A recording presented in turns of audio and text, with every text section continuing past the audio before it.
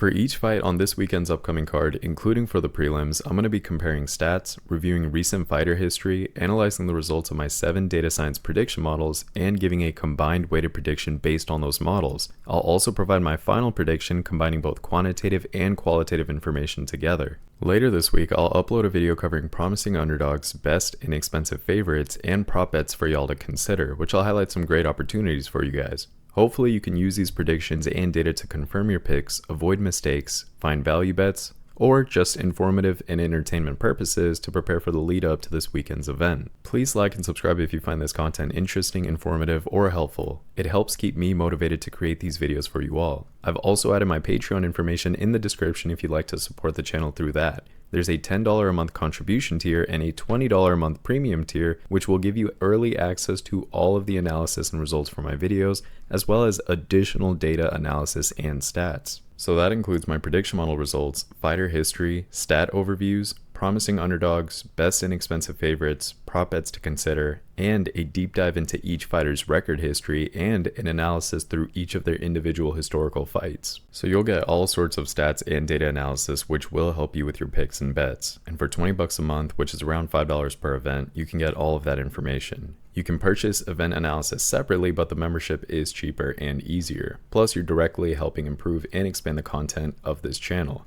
Running this data and analysis, each of the prediction models, the fight simulations, and updating the site takes hours every day and week, so I'd greatly appreciate your support. And thank you all for the recent support that you have shown. It truly means the world to me that we can share our passion for MMA and continue to build this community together. The last thing that I want to mention is that there is a BetUS promotion in the description below. If you use that link, it's an affiliate link, so if you set up your account, you'll get a promotional offer with that. I'm excited to continue working on this analysis and content for you all. Thank you guys again for all of your support. Let's go ahead and dive right into the predictions. UFC 306 is this weekend. Are you guys excited for Noche UFC? I know I am. I know there's a lot of underdogs that have strong potential on this card, and I'm very excited to cover them all and highlight opportunities for you all. Sorry I've been MIA for a little bit, guys, but you know that I will never leave you out to dry. Whenever I can't make a video for an event, please always go to the website, MMADataGuy.com, for every single event. Even if I can't make the videos for the week, on the Saturday of the event, I release the post that has all the predictions and the bets.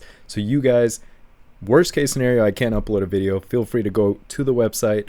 I will make that last minute post for every single event, no matter what. If I'm sick, if I'm busy, I can't make a video, I'll always have that up for you guys. You could also join the Patreon. I do release all the data and additional data analysis on the Patreon a week before each event.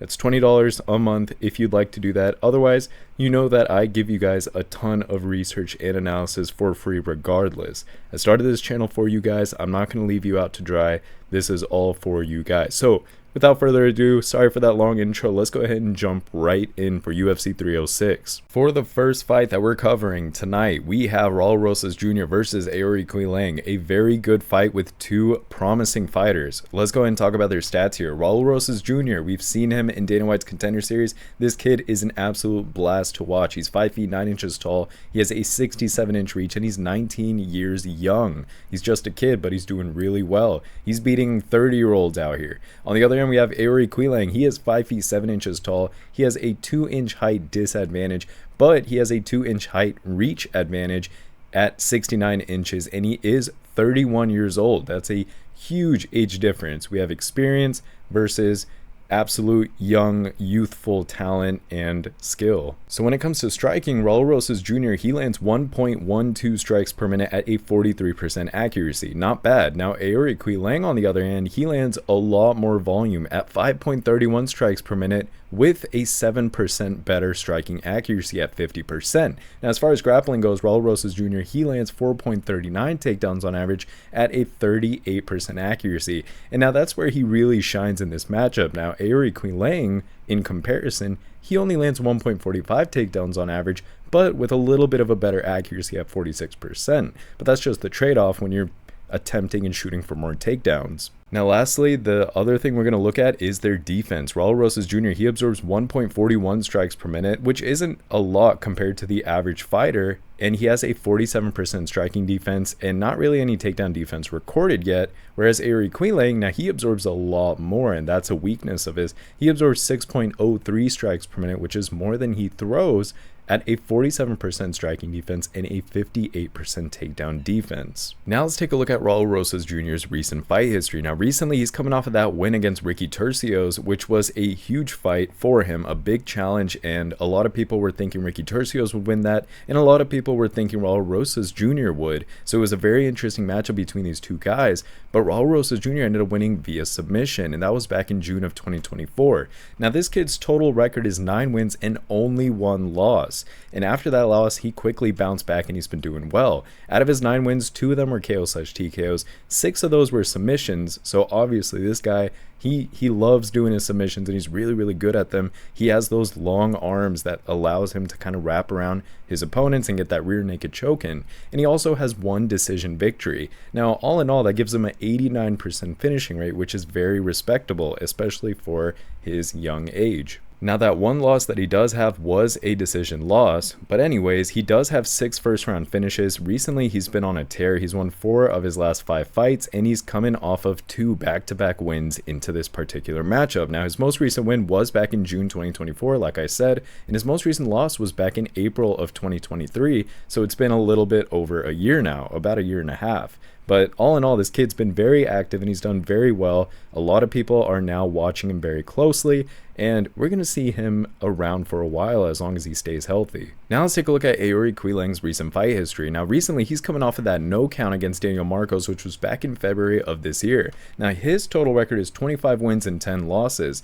Obviously a way more experienced fighter. Now out of those 25 wins, 8 of those were KO/TKOs, only 1 of them was a submission, and 16 were decision victories, which gives him a low 36% finish rate. But also what that means is that he is able to finish fights with a knockout. His submissions may not be a highlight of his style, but when he does fight, he's able to control fights, take it to the distance, and oftentimes, more than not, he can get the unanimous decision victory. Now, out of his 10 losses, let's break those down.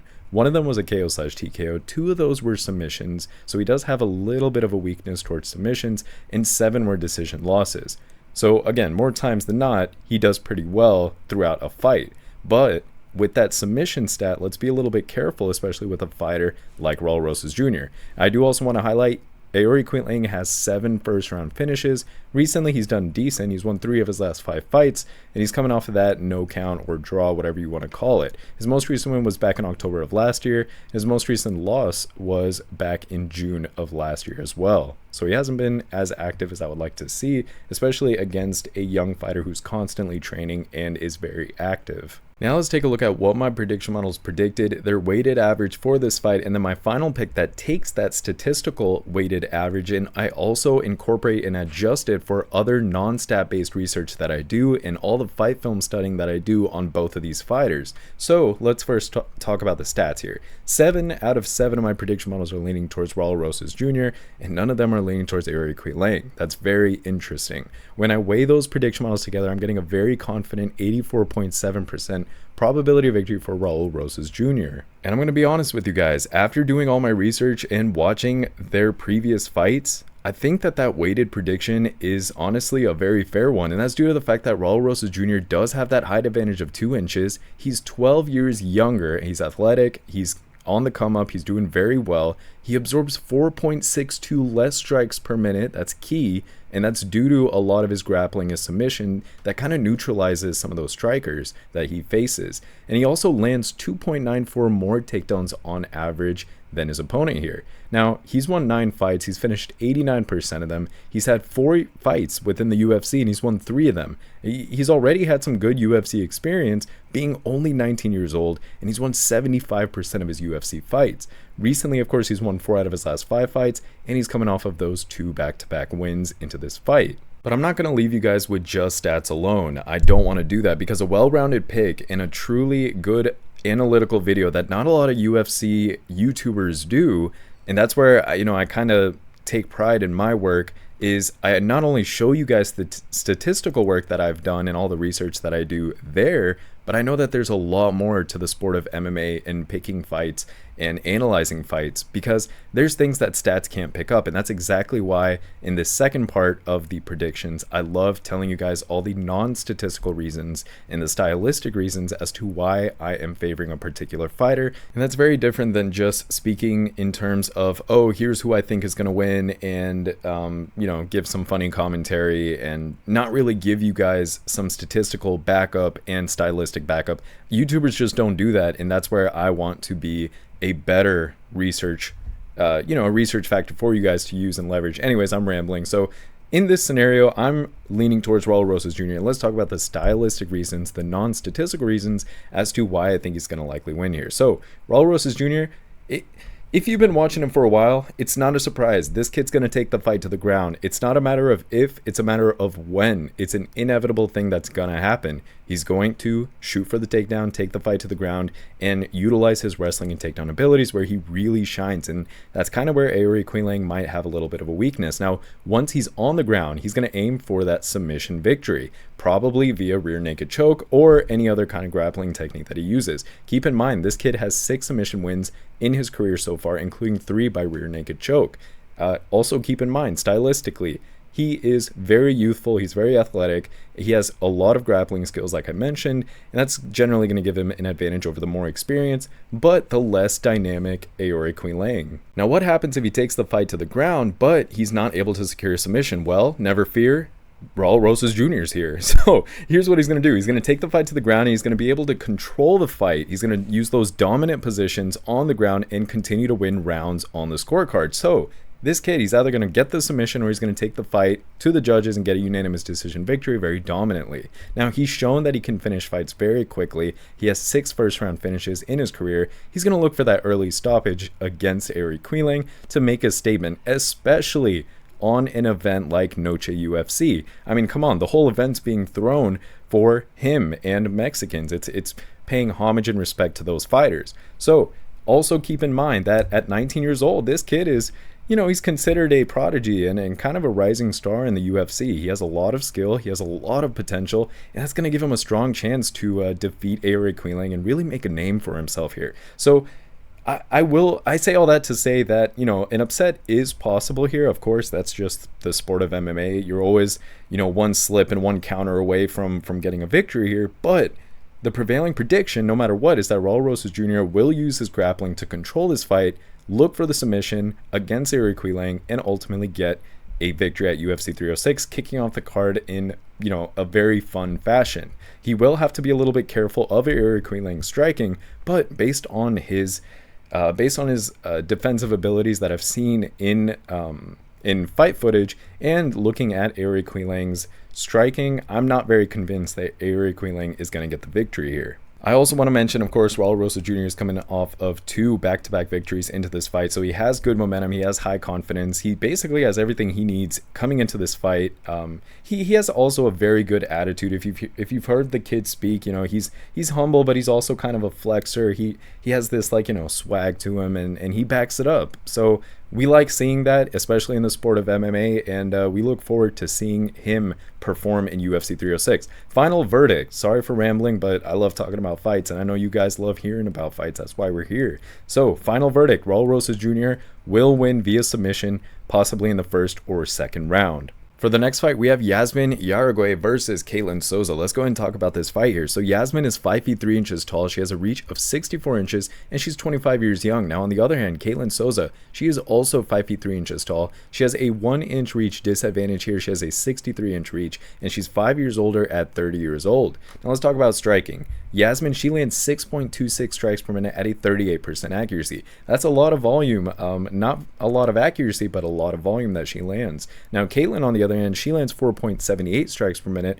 about 1.5 less strikes per minute at a 68% accuracy. So a lot more accurate with still a good number of volume. That's a very interesting dynamic. Now let's talk about grappling. Yazmin doesn't really have anything recorded, but Ketlen does. She lands 0.9 takedowns on average at a 50% accuracy. Now let's talk about defense. Yazmin absorbs 5.12 strikes per minute with a 55% striking defense and a pretty decent takedown defense. Ketlen, on the other hand, she absorbs only 2 strikes per minute minute, which is better, with a 60% striking defense that is a higher striking defense and a 50% takedown defense. Now let's take a look at Yazmin's recent fight history. Now recently Yazmin is coming off of that win against Sam Hughes via unanimous decision, which was back in February of this year. Her total record, 11 wins and only one single loss. Let's break down those wins. Out of those 11 wins, 7 of them were KO/TKOs, which is very impressive for women's MMA, and 4 were decision victories, which does give her a 64% finishing rate. Now, her one single loss was a KO/TKO loss, and that's attributed to her very aggressive fighting style. Now, she does have 5 first-round finishes, so again, she's very different than the usual women's MMA fighter. She's won 4 out of her last 5 fights, and she's coming off of a win into this fight. Very good momentum. Her recent win was back in February of this year, like I said, and her most recent loss was back in July of last year, so it's been a little bit over a year. Now on the flip side, let's talk about Ketlen Souza's recent fight history. Now Ketlen, she's coming off of that win against Marnik Man via unanimous decision, which was back in April of this year. Her total record, 14 wins and 4 losses. Now out of those 14 wins, 8 of those were KO/TKOs, 1 was a submission victory, and 5 were decision victories, which does give her a 64.3% finishing rate. Now out of those 4 losses, 2 of them were KO/TKOs and 2 were submission losses. She does have 4 first-round finishes. Recently, she's won 4 out of her last 5 fights, and she's also coming off of a win into this fight, so good momentum as well. Her most recent win was back in April of this year. Her most recent loss was back in June of 2023. Could these two be any similar? Now let's take a look at what my prediction models predicted for this fight, their weighted average, and then my final pick that takes that and adds other non-stat based research and fight film study observations and takes all of that into account as well. 7 out of 7 of my prediction models are leaning towards Yazmin, and none are leaning towards Ketlen. That's very important. When I weigh those prediction models together, I'm getting a 78% probability of victory for Yazmin here. Now when I do research outside of stats as well, and I'm watching these gals' previous fights, I do think that weighted prediction is a fair one from the models, and that's due to the fact that Yazmin is the 5-year younger fighter. She has a 1-inch better reach, she lands 1.5 more strikes per minute, and she has a 50% higher takedown defense. That's pretty good stats on paper. Just to recap, she's won 11 fights, she's finished 64% of them. She's had 4 fights in the UFC, she's won 3 of those, 75% win rate within the UFC. Recently, she's won 4 of her last 5 fights, and she's coming off of that win into this particular fight. She lost a little over a year ago, so it's been a while since she's lost. But let's talk about reasons aside from stats alone as to why Yazmin will likely defeat Ketlen Souza. The first thing that I want to point out for you guys is looking back at Yazmin's fights, it's no surprise that her striking abilities are really good, and she has good punching power, and that's kind of rare for that strawweight division that she's in. But I do expect her to use those striking skills to kind of outland Ketlen, who's not really considered a strong or a huge striker when it comes to MMA. At least that's not been, a key part of her style. She does have decent striking, of course, she's in the UFC, but that's not, I think that Yazmin is going to outdo her in that department. So Yazmin's likely going to aim to keep this fight standing and continue to use her footwork to maintain distance. That's a huge part of her game plan. Now, there is a possibility that Yazmin will win this fight via KO/TKO. She kind of carries those heavy punches when she fights, and keep in mind, Ketlen has been stopped by KO/TKOs before, so that could be, a potential weakness if she's caught. Now, I will say that even if Yazmin doesn't get the stoppage here, I do predict that she's going to win by a clear-cut decision here by simply outlanding Souza and controlling the fight with her striking. Her loss was kind of a quick knockout, and she kind of got caught unexpectedly in that fight, so you could make the argument that, luck was against her at that moment. Regardless, she did get caught. Let's not sugarcoat it. But what I'm saying is that Yazmin has a lot of potential. She's a better striker here. So I do expect her to be able to defeat Ketlen Souza. And the statistical models agree very strongly as well, and that never hurts. So bottom line, I am taking Yazmin Jauregui via decision, and I'm probably butchering her last name. Hopefully she doesn't hate me. For the next fight, we have 2 young fighters going at it in their prime. We have Manuel Torres versus Ignacio Bahamondes. A good matchup. Let's go and review their stats here. Manuel Torres, 5 feet 10 inches tall. He has a reach of 73 inches, and he's 29 years old. Now, Ignacio Bahamondes, on the other hand, he is much taller. He's 5 inches taller. He's 6 feet 3 inches tall with a reach of 75 inches, so he has a 2-inch reach advantage, and he's 2 years younger at 27 years old. Now, let's talk about striking. Manuel Torres lands 8.14 strikes per minute. That's a very high number of volume, but what's also interesting is that he lands that at a 58% accuracy. And you usually don't see that kind of volume with that kind of accuracy. And you don't want to pay too much attention to stats, at least on paper. Sometimes they matter, but keep in mind when it comes to strikes and stuff like that, I mean, you could be landing some rather insignificant strikes in a clinch or in a scramble, and it might not really mean much, or even on the ground. Sometimes these fighters, like towards the end of the round, they're just kind of touching each other, not in that kind of way, but what they're doing is, they're just tapping each other and they're racking up some points to, get the decision victory. Anyways, I'm kind of rambling here, but just keep in mind, there's a limitation when it comes to stats, but that's why I like to share all the stats with you guys. And I also talk about that stylistic stuff as something that I don't see a lot of people do. But anyways, not to toot my own horn, I am completely going off of a tangent here, but I'm not going to edit this. We're doing it live. We're doing it live. So let's talk about Ignacio Bahamondes here. Now he lands 7.15 strikes per minute, also a high number, but get this, that's a 46% accuracy. So it's a 12% less accuracy amount than Manuel Torres, and that's very important to keep in mind, at least when it comes to the stand-up exchange. Now, as far as grappling goes, Manuel Torres, he lands 3.26 takedowns on average with a 66% accuracy. That's pretty decent as well, especially when you consider the volume of strikes he throws. He does mix it up and throw some takedowns too. That makes him a dual threat. Now, Ignacio Bahamondes, he doesn't really have any grappling recorded. It could be a potential weakness. Now, when it comes to defense, Manuel Torres, he absorbs 3.15 strikes per minute with a 56% striking defense and an 88% takedown defense. Ignacio Bahamondes, on the other hand, he absorbs 4.38 strikes per minute, so he absorbs a little bit more, but he has a 57% striking defense, extremely similar, and then he has an 85% takedown defense, also relatively similar to his opponent. Now let's go ahead and talk about Manuel Torres' recent fight history. Now recently he's coming off that win against Chris Duncan, which was via submission back in February earlier in this year. So his total record, 15 wins and only 2 losses. Out of those 15 wins, 7 of them were KO/TKOs, 7 of them were submissions. And remember what I said about being a dual threat type of fighter, this guy is that. And he has 1 decision victory, which gives him a very impressive 93% finishing rate. Now those 2 losses that he's had were 2 submission losses. He does have 14 first-round finishes, which is very impressive. Recently, he's won 5 of his last 5 fights. Actually, hold on. Let me go back a little bit. He's had 14 first-round finishes out of his 15 wins. Do you guys understand how aggressive this kid is? I didn't even realize that as I was reading that. 14 first-round finishes out of his 15 wins. Keep that in mind when you're trying to understand what bets to go for UFC 305. Anyways, recently, of course, he's won all 5 of his last 5 fights. The guy's been on a tear. In fact, he's currently on a 6-fight win streak, so he's doing very well. His most recent win was back in February of 2024. His most recent loss was back in September of 2019. What a strong profile when looking at this kid's record. Now let's take a look at Ignacio Bahamondes' recent fight history. Now recently, Ignacio is coming off of that win against Christos Giagos via KO/TKO back in April of this year. Now his total record is 15 wins and 5 losses, not too bad. Out of his 15 wins, 10 of them were KO/TKOs, 1 was a submission victory, and the other 4 were decision victories, which does give him an also impressive 73.4% finishing rate. Now out of those 5 losses, they're broken down by 2 submissions and 3 decision losses. Now, Bahamondes does have 7 first-round finishes, so he's also pretty aggressive. Recently, he's won 4 of his last 5 fights, and he's coming off of a win. So he was doing really well, then he got a loss, and most recently he got a win coming into this fight. Not bad to snap that loss. Anyways, his most recent win was back in April of this year, and his most recent loss was actually back in August of last year.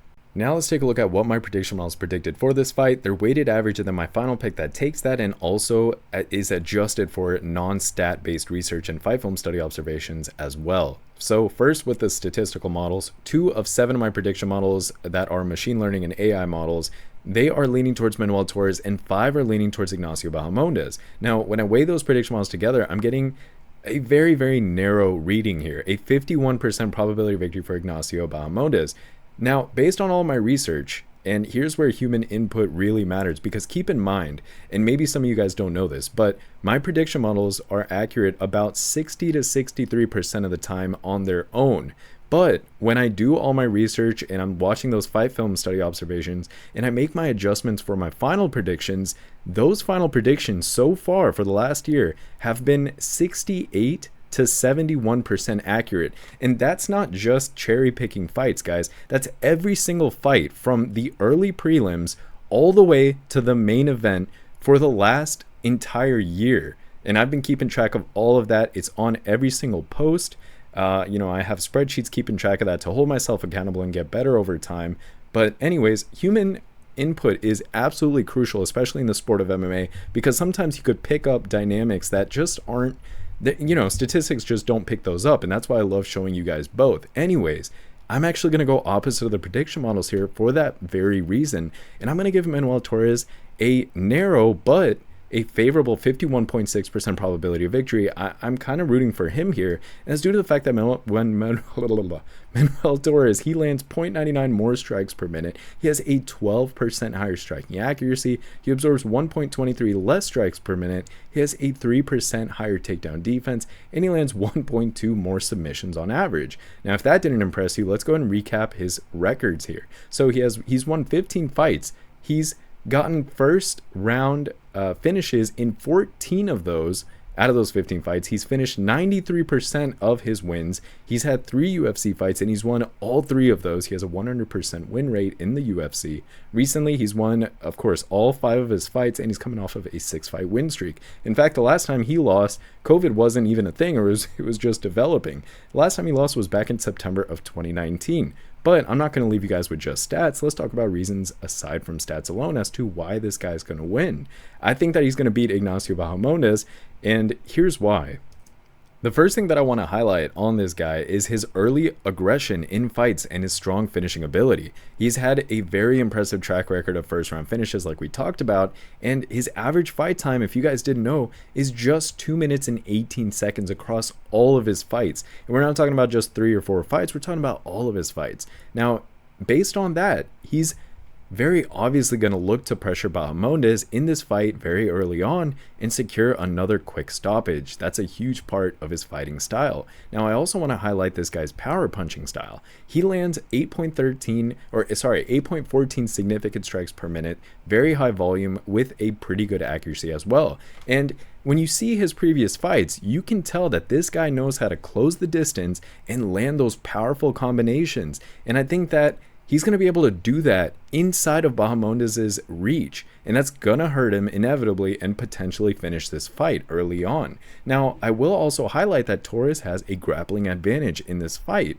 He averages 3.26 takedowns per 15 minutes with a 66% accuracy, despite being really good in, voluminous with his striking. Now, Bahamondes, we talked about, he doesn't really have takedown stats recorded. So keep that in mind.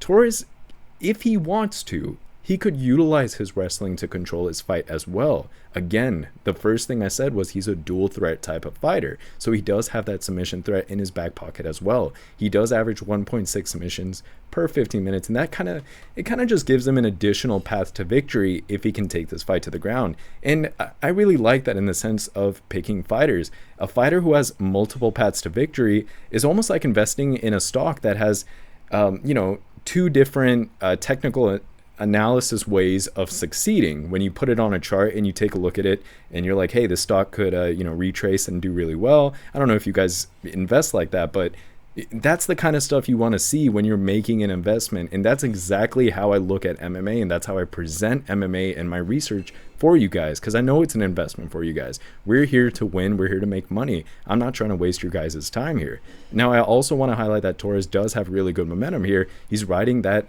huge 6-fight win streak, and a lot of those wins came from the UFC itself. That's confidence and momentum. Again, something that stats can't really pick up. And that the odds makers often miss because they're so busy just nose deep in stats. But that's what we can pick up when we look at fighters. Anyways, I do think that he's also going to exploit some weaknesses that Bahamondes has. When I look back at Bahamondes' fights, he has shown some vulnerability to pressure style fighters, and he kind of struggles with fighting on the inside, in the pocket, things that fighters like Dustin Poirier is really good at, things that fighters like Manuel Torres is really good at.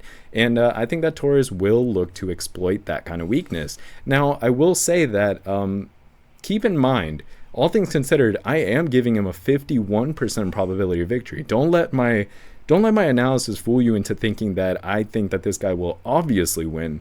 What I'm trying to say is that I think he's likely to win, but I still think it's going to be a very close fight that could go in either fighter's direction. That's why I love giving a percentage to my picks, and a lot of people don't do that. In fact, I don't know a single person that really does that, but I love giving a final predictive percentage for you guys so you guys can gauge how confident I am based on my research and the statistical analysis for a fighter to win. So I do think that this guy's going to win. I think he's going to pull off the upset here, but I'm not extremely confident like I am for guys like Raul Rosas Jr. Now, he will have to overcome certain things like, some physical advantages that Bahamondes holds, but and he'll also have to execute a very aggressive game plan in order to secure this victory before Bahamondes can really utilize some of his technical striking style and, his slight cardio advantage in the later rounds, as I've noticed in some of his fights. But anyways, all things considered, I do like this kid. I think that Manuel Torres will win either via a very quick finish or via decision. A unanimous decision, of course, and that's the bottom line. For the next fight, we have Irene Aldana versus Norma Dumont. Let's go ahead and talk about their stats here. Irene is 5 feet 9 inches tall with a reach of 68 inches, and she is 36 years old. She's towards the back end of her professional fighting career. Now, Norma, on the other hand, she's 5 feet 7 inches tall, so she has a 2-inch height disadvantage here. She has a 1-inch reach disadvantage here. She has a 67-inch reach, but she is 3 years younger at 33 years old. Now, let's talk about their striking. Irene, she lands 5.24 strikes per minute at a 40% accuracy. Now, Norma, on the other hand, she lands about 2 less strikes per minute at 3.11 strikes per minute, but at a much better accuracy of 49%. Now, as far as grappling goes, Irene lands 0.16 takedowns on average at a 50% accuracy, clearly not a major part of her game plan. Now, Norma, on the other hand, she lands much more, 1.91 takedowns on average with a good accuracy as well at 68%. Lastly, when it comes to defense, Irene absorbs 6.33 strikes per minute with a 57% striking defense and a 76% takedown defense, whereas Norma, on the other hand, she absorbs way less strikes per minute, 1.89 strikes per minute with a 66% striking defense, so that's slightly better, or actually about 9% better than her opponent here, and she has a 72% takedown defense, relatively the same takedown defense as her opponent. Now let's go ahead and take a look at Irene Aldana's recent fight history. Now recently, she's coming off of that win against Karol Rosa via unanimous decision, which was towards the end of last year. It was December of 2023. Now her total record, 15 wins and 7 losses. Not the best record, but still positive net. Now out of her 15 wins, 8 of them were KO/TKOs, 3 were submissions, and 4 were decision victories, which does give her a 73% finishing rate, something we don't commonly see in women's MMA. Now, out of her 7 losses, 2 of them were via KO/TKO and 5 were decision losses. She does have 9 first-round finishes. Recently, she's done well. She's won 3 out of her last 5 fights, and she is on a 1-fight win streak coming into this fight. Now, her most recent one was back in December of last year, like I said, but her most recent loss was back in June of 2023, so it's been a little over a year since she's lost. Now, let's talk about Norma Dumont's recent fight history. Now, recently, Norma's coming off of that win against Germaine de Randamie via unanimous decision, which was back in April of this year. Now, her total record, 11 wins and only 2 losses, which is, considerably a better record than her opponent here, Irene Aldana. Now, out of those 11 wins, let's break those down. None of them were KO/TKO, so keep that in mind. 2 of them were submissions, and 9 were decision victories, which gives her an 18% finishing rate. That is worse than what we're used to in women's MMA, and that's no disrespect here, but oftentimes a safe bet in women's MMA is that the fight's going to go the distance, and it's these type of fighters that are the reason that exists. And it's not about it's not about being disrespectful or insulting anyone. It's about trying to find where the value's at when it comes to investing or betting on fighters. Anyways, so let's break down those 2 losses that she has. One of them was a KO/TKO, and the other was a decision loss. She does have 2 first-round finishes, but that's not very impressive. Recently, though, she's done well. What she is able to do, and I will say this in her favor, she's able to control fights, and that's just her style. And that does take some skill. Oftentimes we're like, oh, very high finishing rate, that's a really good thing. But if someone has a very high decision rate, we start, judging it or insulting it. And, some of us think it's boring, and it might be boring to look at, but from an MMA perspective, if you truly are a fan of the sport and you enjoy MMA, it's still impressive to be able to control a fight, take it to the judges, and win convincingly. That means you have bested your opponent. You've beat them, thoroughly. You were able to control the fight, and that is impressive within itself. Again, I'm trying to highlight value for you guys. I'm not trying to insult anyone. So her most recent win was back in April of 2024, like I said, and her most recent loss was back in May of 2022. So it's been a while since she's lost. Now, let's talk about those prediction model predictions, their weighted average, and then my final pick that takes that and also incorporates and is adjusted for other non-stat based research and fight film study observations as well. Starting with the models, 3 out of 7 of my prediction models are leaning towards Irene Aldana and 4 are leaning towards Norma Dumont. That's pretty even. Now, when I weigh those prediction models together to get a weighted average, I'm getting a narrow 52.5% probability victory for Irene Aldana. Now, here's the thing. Doing my research and watching these two, both of their fight film, oh my God, I can't speak. Watching both of their previous fights, I came to the realization that the odds makers are wrong in this one. I am flipping over to the underdog. I'm going Norma Dumont. I'm giving her a narrow probability of victory. I'm giving her a 54.1% probability of victory, but I do like what I see in her as a fighter. She's not very exciting to watch, but she's good at what she does, particularly her game plan. And I'll explain that a little bit, but first let me talk about her statistical advantages. Just to recap, she's 3 years younger. She has a 9% higher striking accuracy. She absorbs 4.44 less strikes per minute due to her fighting style. She has a 10% higher striking defense. She lands 1.75 more takedowns on average, which will be absolutely key in this fight. And she has a 18% higher takedown accuracy as well. Keep in mind, just recapping her record, she's won 11 fights. She's finished 18% of them, but I'm going to flip that. I'm going to say she's controlled 82% of them. And that sounds a hell of a lot better, and it really speaks to her game plan. Anyways, she's had 9 UFC fights, and get this, she's won 7 of them by utilizing her game plan. So call her boring all you want. She knows how to win her fights when she fights. She's won 7 of 9 of her UFC level fights. She's recently won 4 out of her last 5 fights, and she's coming off of 4 wins in a row. And if that doesn't have you convinced, I will talk about her fighting style here. Here's the reason that I really, really like Norma Dumont compared to Irene Aldana. I think that based on what I've seen, based on my observations and my research, she's going to utilize her grappling advantage in this fight. It's clear as day. She's considered the better grappler of these two fighters, and I think she's going to look to take the fight to the ground and control Aldana there. It's not going to be an exciting fight. Let me tell you this up front. But that is the obvious game plan she's going to have. She's going to have a very wrestling-heavy game plan, and you're kind of blind if you think otherwise. Dumont, she's going to focus on getting those takedowns, using ground control, and then neutralizing Aldana's striking. That's what I would tell her if I was her coach. That's exactly what the game plan would be.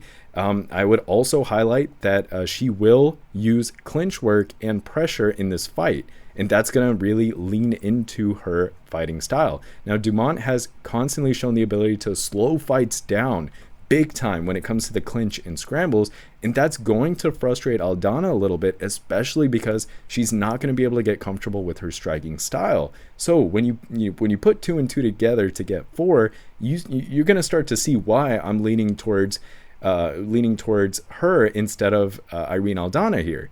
And I think the odds makers got this completely wrong. Anyways, and that might shift towards as we get closer to Saturday. I wouldn't be surprised if the lines haven't already switched. But anyways, I think that she's going to be able to counter Aldana's aggression when it comes to fighting. If Aldana comes forward aggressively in this fight, I think that Dumont is going to look to counter and catch her coming in. She does have some striking advantages, and they're not very strong, but she does have some statistical striking advantages that she uses really well in her overall game plan.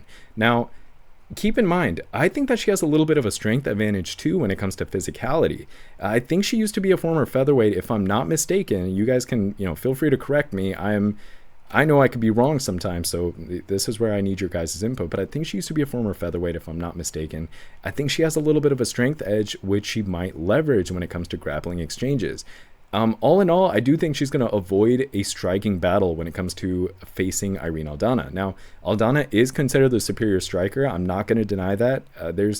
When you're analyzing a fight or when you're picking a stock or whatever you're doing, you do have to play devil's advocate in your head. You do have to do a good counter argument to prepare yourself in your pick and in your analysis. I will say Irene Aldana is the superior striker in this fight, and that's probably why odds makers or typical analysts are leaning towards her instead of Dumont. I think that Dumont's she's gonna avoid a purely stand-up fight. It's clear as day. She's gonna secure those early takedowns. She's gonna get the fight to the ground quickly, and that's gonna allow Dumont to start building control, especially building that control time, and just wearing down on Aldana a lot. So based on all of that, I would not be surprised at all that Norma Dumont is going to get the victory. It's going to be via decision. This is going to be a very long and potentially boring fight, but she's going to be really good at what she does. I think she has a lot of momentum on her side, and if I still haven't convinced you, it's totally okay. We can agree to disagree. I respect and, appreciate all of you guys. And I could be wrong. No worries. It is a 54%. That means I think that statistically there's a 46% probability that Irene Aldana is going to win, and that's good. I mean, if you flip that coin with those odds, obviously Irene Aldana is going to win a lot of those times. It's totally fine. But I still believe that I've made a proper case as to why I am leaning towards her. And again, I take a lot of pride and accountability in my picks and in my accuracy. That's why I track them all very thoroughly, and I'll display them on each of those posts. Not only do I display them, I give you guys the average.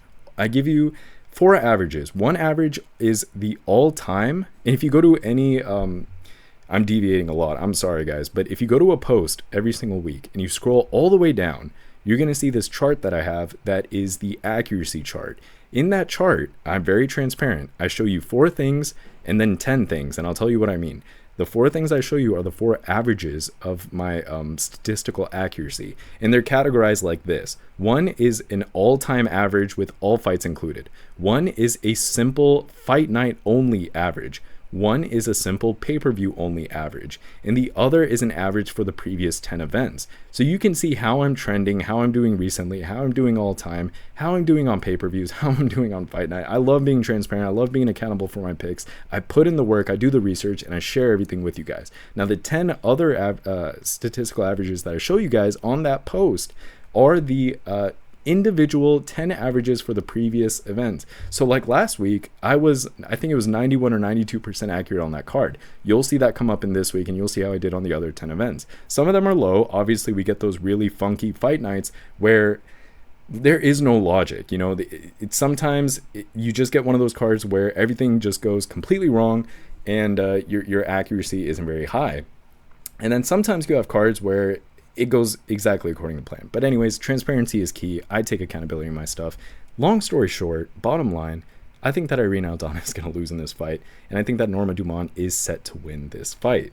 For the next fight, we have Ronaldo Rodriguez versus Osbourne. Let's go and review their stats. Ronaldo Rodriguez is 5 feet 6 inches tall. He has a reach of 65 inches, and he is 25 years old. Now, on the other hand, we have Osbourne. He is 5 feet 7 inches tall, so he has a 1-inch height advantage. He has a really good reach advantage here. He has a 8-inch reach advantage with a 73-inch reach, and he is 7 years older. Keep that in mind. He is 32 years old. Still pretty young when it comes to MMA. Anyways, when it comes to striking, Ronaldo Rodriguez, he lands 2 strikes per minute at a 41% accuracy. Now, Ode, on the other hand, he lands 3.46 strikes per minute, which is about 1.5 more per minute, but at a slightly less accuracy of 38%. Still relatively the same amount of accuracy. When it comes to grappling, Ronaldo lands 1.2 takedowns on average with a 50% accuracy. And here's where the difference lies. Now, Ode, he lands 1.27 takedowns on average. Now, you're probably saying that that's about the same, but he only has a 27% accuracy. Now, when it comes to defense, Ronaldo, he absorbs 3.56 strikes per minute with a 47% striking defense and a 63% takedown defense. Now, Ode, on the other hand, he absorbs a little bit more. He absorbs 4.44 strikes per minute with a slightly worse striking defense at 44% and pretty much the same takedown defense at 64%. Now let's take a look at Ronaldo Rodriguez's recent fight history. Now, recently, he has won against Dennis Bondar via submission, which was back in February of 2024. Now, this guy's total record is 15 wins and only 2 losses. Out of those 15 wins, 7 of those were KO/TKOs, 5 were submission victories, and 3 were decision victories, which does give him a very good 75% finishing rate. Now, out of those 2 losses, let's break those down. Both of those were decision losses. He does have 3 first-round finishes. Recently, he's been on a tear. He's won all of his fights, all 5 of his last 5 fights, and he's on a 6-fight win streak. His most recent win back in February of this year, and his most recent loss was actually August of 2020. Now, on the other hand, let's go ahead and talk about Ode Osbourne's recent fight history. Now, Ode Osbourne, recently he's coming off of that loss against Jafel Filo via submission back in March of 2024. His total record, 12 wins and 7 losses. Not a good record. Out of those 12 wins, 5 were KO/TKOs, 4 were submissions, and 3 were decision victories, which also gives him a 75% finishing rate. But out of those 7 losses, 2 of them were KO/TKOs, 4 of them were submissions, which is key, and 1 was a decision loss. He does have 8 first-round finishes. Recently, he's won 2 of his last 5 fights. Again, he has not been doing too well. Especially recently, he's actually been on back-to-back losses, a 2-loss streak coming into this fight. Last time he won was back in February of 2023. So, I mean, he's going on over 1.5 years now. Almost headed to 2 years since his last win. And his most recent loss was back in March of this year.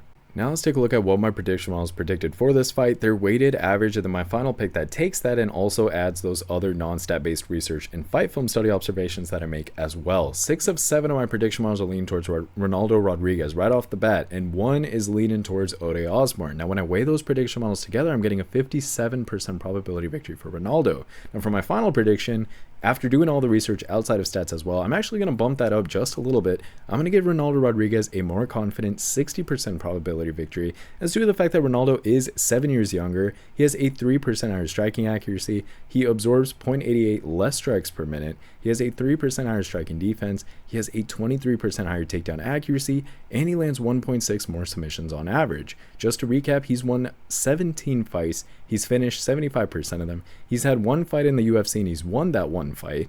Recently, he's won 5 of his last 5 fights, and he's coming off of a 6-fight win streak. Last time he lost was back in August of 2020. But let's talk about reasons aside stats alone as to why Ronaldo Rodriguez will likely win. So here's the thing, Ronaldo Rodriguez, he has a clear grappling advantage, especially when you compare these two fighters and you take a look at both of their fighting styles. Rodriguez has demonstrated a good amount of grappling skills in his fights, with a lot of his wins coming via submission, a good percentage of them. So he's likely going to take this fight to the ground.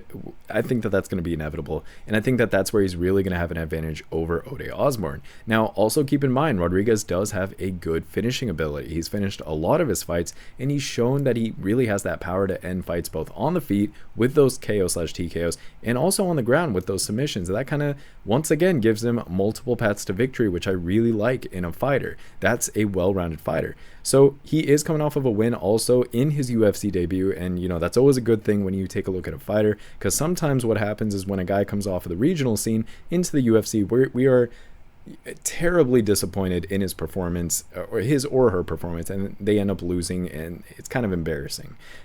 This guy's not one of those. You know, he won that debut, and he's kind of been riding this 6-fight win streak, which does feed into his confidence, and it's kind of a momentum factor in him as a fighter, and that's something that can't really get picked up when you talk about statistical analysis. So when you take a look at his fighting style and you look at some of his previous fights, you can also pick up pretty easily that he is a pressure style fighter, and I think that that's going to be a big key to his success here. He's going to pressure Osbourne, and he's going to avoid getting caught by some of that unorthodox style striking that Osbourne has, and his aggressive style is probably going to overwhelm Osbourne. I could see that playing out in that way.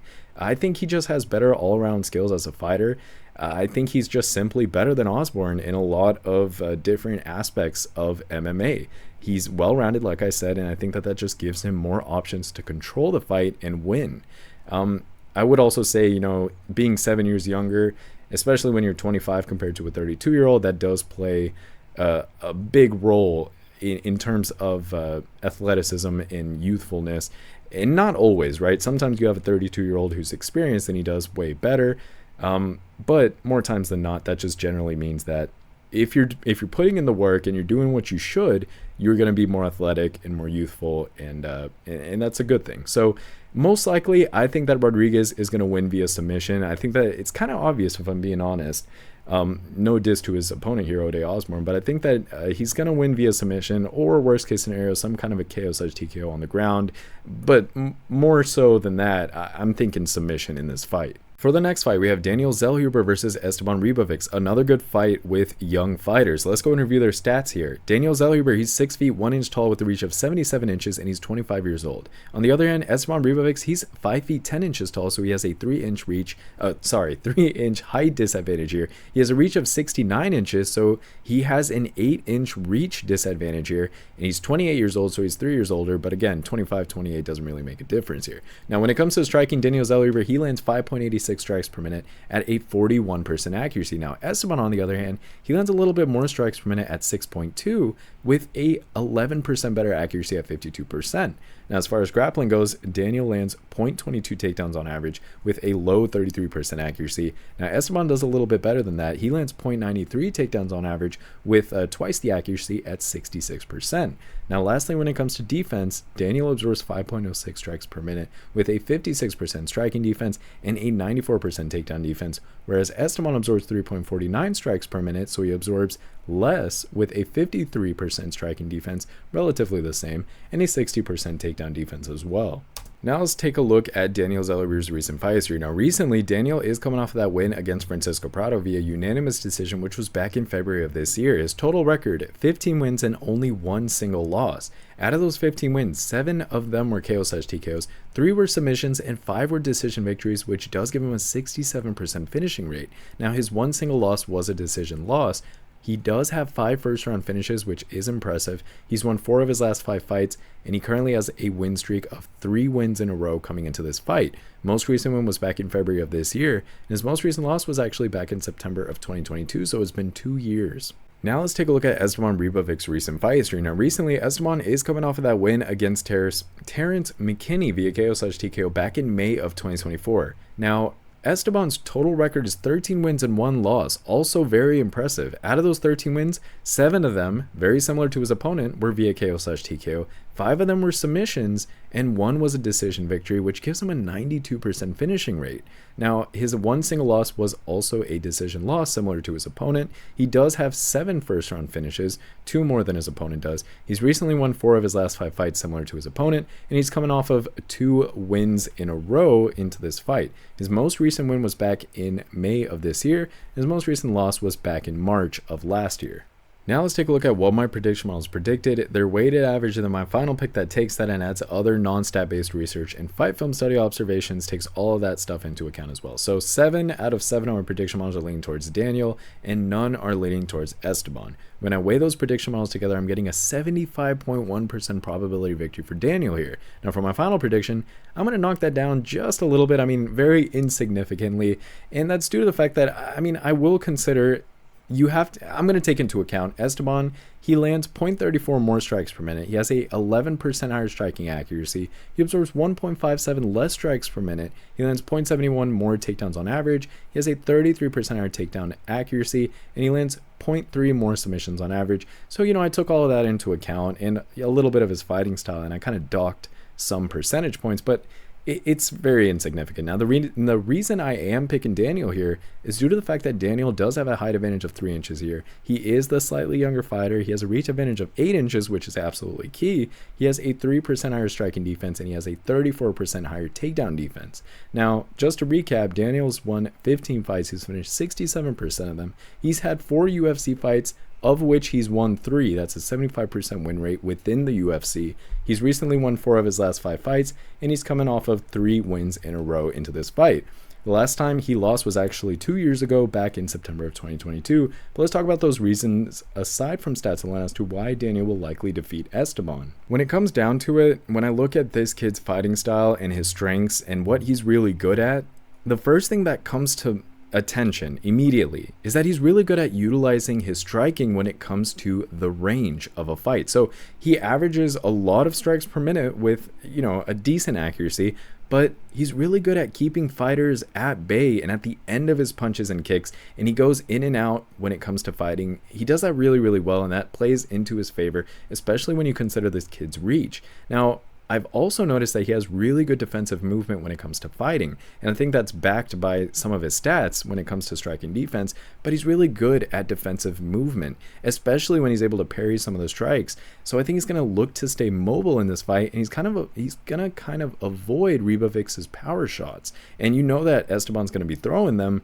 but I think Zellhuber is going to be dodging them, and that's what's key. It's the maneuvering out of those striking out of that striking advantage, kind of neutralizing that striking. So I will also say that I like his takedown defense, which is going to allow him to kind of keep the fight standing where he has the advantage, keep the fighter at bay, and continue to take control of the striking dynamic of a fight. I think that he really also has good pace and volume. That's what I noticed when I look at his previous fights. He maintains a very high work rate over the course of 3 rounds, and I think that he can, by doing so, he's going to be able to accumulate a lot of points and just control in general on the scorecards when it comes to this fight. Now, as long as he's able to avoid the early storm that Esteban's going to inevitably throw at him, he should, he should be able to take over as the fight progresses. So he has to be kind of cautious early on. And if he's not, if he's going to come in just aggressively and take Esteban for granted and just not respect him, he might regret it. There might be a case of an upset there. But what we expect when it comes to fights is that these fighters do their due diligence, they do their homework, and they do the right thing. So based on that, the logical outcome is that Zellhuber is going to win, and I think that he's going to win via decision. I think he's going to strike his way, control the fight with his striking, especially considering his reach, his fighting style, and his strengths and his advantages as a fighter. I think he's going to be able to do that, ultimately getting a unanimous decision victory. Now, these next 3 fights are absolute bangers, and I got to be honest, a lot of people they're saying that this card could be a lot better, and you're not wrong. This card could be a lot better, but let's be a little bit appreciative in general for just the fights that we're getting and some of these matchups, and also just the event that's being put on. Maybe that's just me. I tend to be a little bit more appreciative when I get MMA fights. That's just because I genuinely love this sport, man. I love when 2 guys are just, not just guys, but just when 2 people who are martial artists, they've trained in certain aspects, they get into the octagon and they fight, and you see that stylistical matchup. You don't have to be a huge name to draw my attention as a fan. Now, some people, I know that some people just like those bigger names, and they kind of like a little bit more hype on the fights and the storylines. I totally get it. That stuff gets me too. But in general, I love cards like this. I even love fight nights, but that's just me. And I hope that I can convince you guys to also get to that point where you're just enjoying fights in general, and you're really just enjoying the dynamic of fights. But anyways, that's just my passion talking. But let's go ahead and break down this fight between Brian Ortega versus Diego Lopes, a absolute banger of a fight. It was supposed to happen earlier this year. It couldn't happen. Now it's finally happening. So let's talk about this fight. Brian Ortega, 5 feet 8 inches tall. And when he fights, he doesn't really look 5'8". This guy looks a little bit taller as a fighter, but he's 5 feet 8 inches tall, and I think that that's going to be crucial against a fighter like Diego Lopes, who's 5'11", 3 inches taller than Brian Ortega. Anyways, Brian Ortega, he has a reach of 69 inches, and he's 33 years old. He hasn't also been very active, or as active as we would like to see him. Now, Diego Lopes, he has a reach of 72 inches, so he has also a 3-inch reach advantage alongside that 3-inch height advantage. And he's also 4 years younger at 29 years old. He's been more active, and he's been on an absolute tear, Diego Lopes. So let's talk about striking first. Brian Ortega, he lands 4.07 strikes per minute at a 38% accuracy. But one thing that the stats don't really show you is how good Brian Ortega is with his striking, and when it comes to striking damage. I really wish that there could be some sort of statistical measurement for striking damage, but that's somewhere where Brian Ortega does really well. He's able to use the strikes that he does to really bring on damage to his opponents. So I know he doesn't have the best accuracy, but Ortega is definitely a dog-style fighter. He's really good. Now, Diego Lopes, he lands 3.24 strikes per minute, a little bit less, but with better accuracy at 55%. Now let's talk grappling. Brian Ortega, he lands 1.17 takedowns on average at a 27% accuracy. And again, I just don't think that stats are doing justice to Brian Ortega here. When you take a look at those stats, 1.17 takedowns on average with a 27% accuracy, it's not very impressive. But when you take a look at Brian Ortega's previous fights, you really see his takedowns and his submission and his grappling skills and how that really comes to play. T-City is really good at those grappling skills. So don't just pay attention to the stats here. Also look at the overall story of the fighter. So Diego Lopes, he lands 0.33 takedowns on average with a 25% accuracy, but I would argue the same thing for Diego Lopes. Grappling is something that both of these fighters have in their back pocket and they can utilize. Anyways, when it comes to striking, or when it comes to defense in general, Ortega, he absorbs 6.54 strikes per minute, which is a huge weakness of his. He absorbs a lot of strikes, and we've seen that in a lot of his fights, and that causes a lot of damage on him. He bleeds and all that stuff. He has a 49% striking defense and a 57% takedown defense. Now, let's take a look at Diego Lopes. He absorbs 4.08 strikes per minute. That's 2.5 less strikes per minute that Diego Lopes is taking compared to Brian Ortega. Absolutely key. Now, his striking defense is a little bit worse. It's 39%, and he has a 46% takedown defense. So very important and interesting statistical story that these guys have on paper. Alright, now let's take a look at Brian Ortega's recent fight history. Now recently he is coming off of an impressive win against Yair Rodriguez, who was doing really well at the time. He defeated him via submission, and that was back in February of 2024. Now Brian's total record is 16 wins and 3 losses, and I think that that's sometimes overshadowed by his lack of activity and some of the losses that we've seen him face. Keep in mind, he's only lost 3 times into very high level competition. And I don't think we give Ortega enough credit. I think he's one of those cool fighters, and sometimes people they just kind of sign him off and don't think he's going to win. But he is a pretty good fighter, especially when he was very, very active. Now, out of those 16 wins, let's break those down. 3 of them were KO/TKO, so he does have some punching power, right? Or he does have some striking power in general.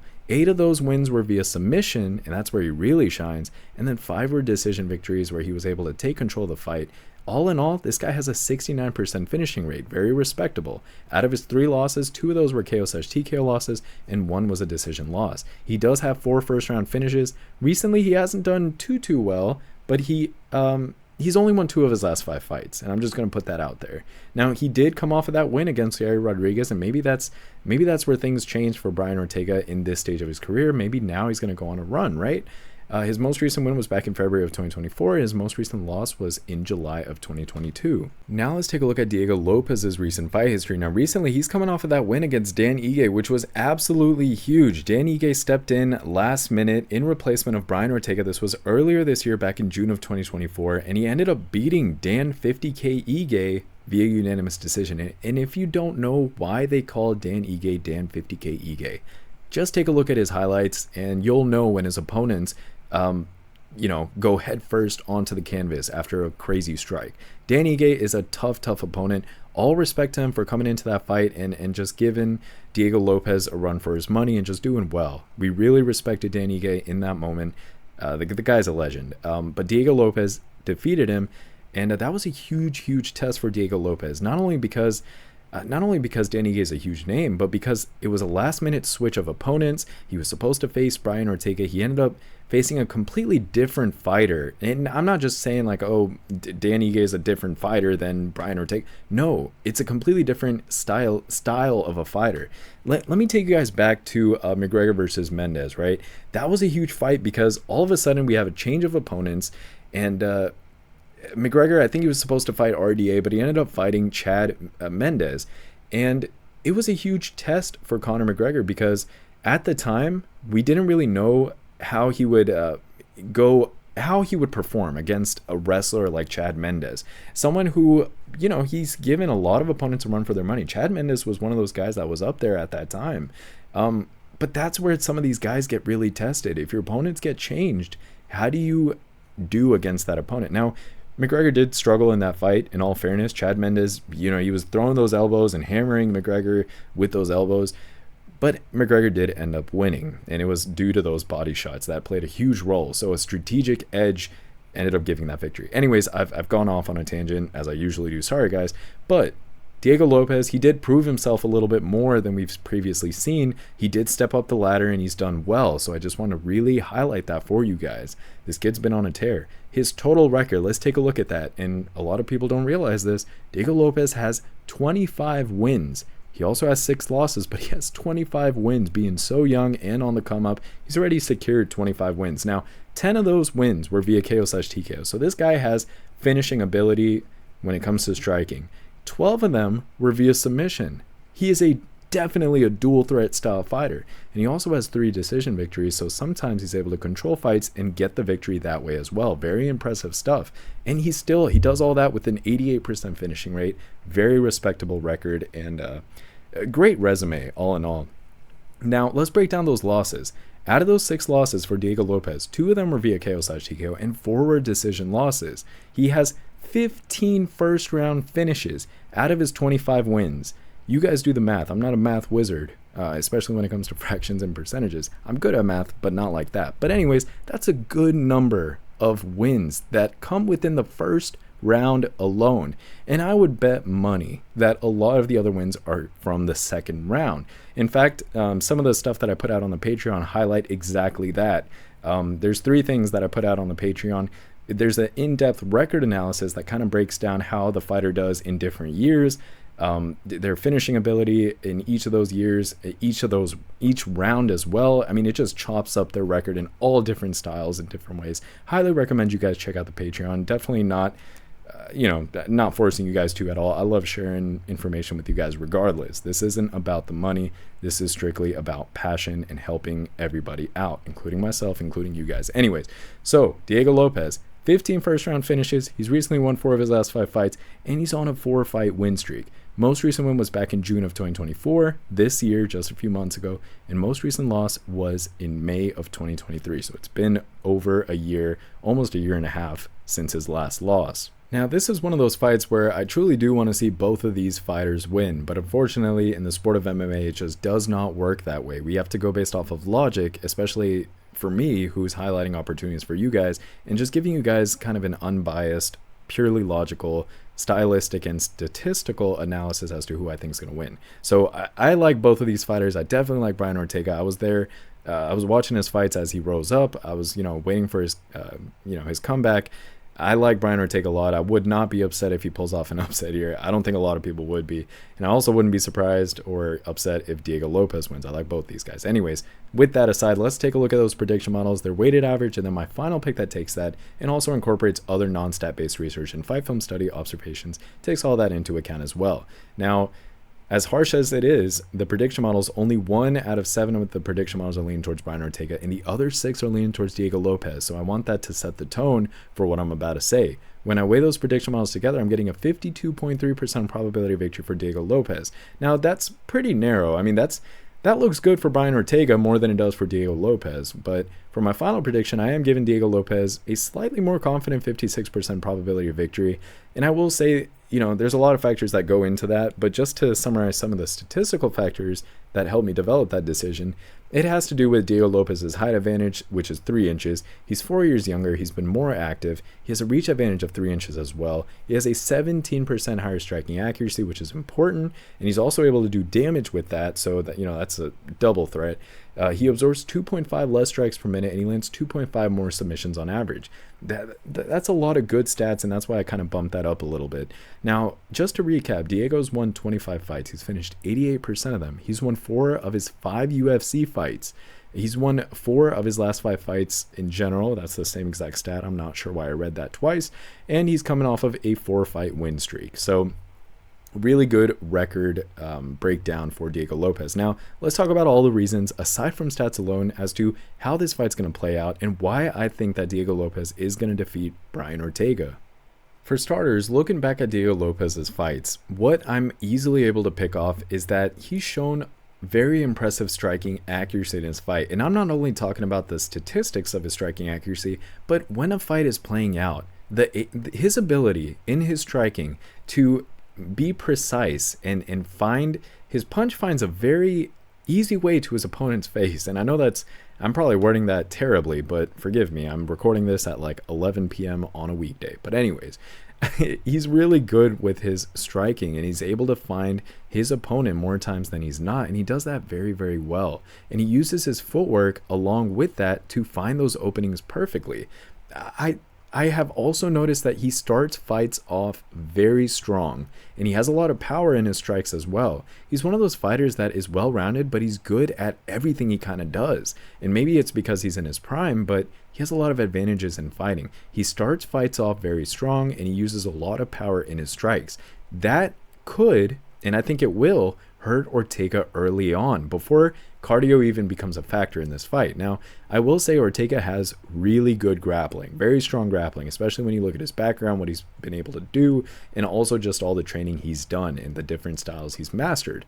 Now, I will say that Lopes still averages more submissions attempts per 15 minutes, which is a statistical advantage, I understand, but that does also develop into just fighting advantages and fighting styles as well. I think that Lopes, and here's what I mean, I think that Lopes is going to try to threaten with submissions if that fight goes to the ground. We really don't know what to expect when both of these guys take the fight to the ground, who's going to come out on top in the scrambles and when. It could be certain moments where Ortega takes the advantage, it could be certain moments where Lopes takes the advantage, but what we know is that Lopes is a little bit more active on the ground when it comes to those submission attempts, and that is going to be important in the dynamic of this fight. Now, I will also say Lopes is coming in with more momentum than Ortega. Even though Ortega is a fan favorite, I mean, so is Diego Lopes. Let's be honest here. Both of these guys are very loved by MMA fans. But Lopes is coming in with more momentum. He's riding that 4-fight win streak. And he's had a lot of impressive finishes over skilled opponents, and he's been climbing that ladder, and he's been proving himself each time. And that kind of confidence could really help him against kind of a more experienced but less active Ortega, who has been injured and kind of vulnerable before. Now, I will also say that keep in mind Lopes has a lot of speed and athleticism that he has displayed in his previous fights, and it's kind of impressed viewers because we don't really expect that, but he is a freak of nature when it comes to athleticism, and it's very visible in his fights and in his style. I will also say he's probably going to look to push a high pace early on in the fight. I want to highlight that because he's going to try to tire Ortega out. And we have seen Ortega struggle with a little bit of cardio issues in his past fights. I don't think it's going to be too big of a concern, especially because of his training and because that's been such a highlight of his vulnerability. Obviously, these guys are doing their homework and they're training constantly. Just because a guy has struggled with the cardio in the past doesn't necessarily mean that he's not working towards improving that.